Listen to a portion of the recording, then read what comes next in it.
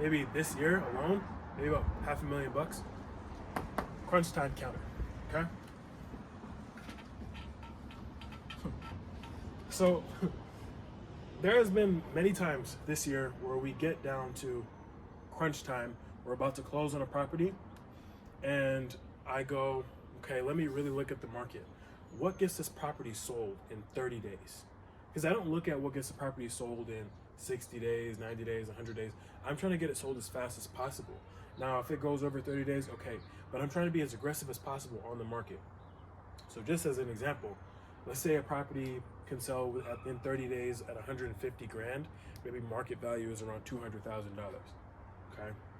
I'm under contract for 75 grand. Can I call the seller and identify a pain point on this property that can help me get this property under contract for 60? 9 times out of 10, I find at least one pain point, either in the seller, their motivation for selling, or the property itself. So let's say that the property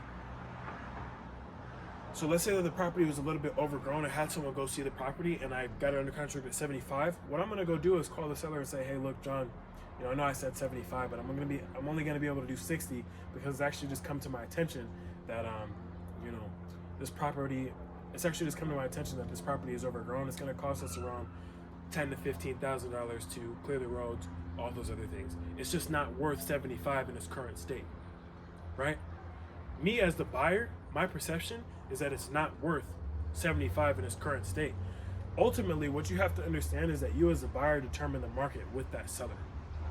And so when you understand that you can identify pain points, and listen, this is not always gonna work, but this can make you over time hundreds of thousands of dollars more. Always make that counter and don't be afraid to counter.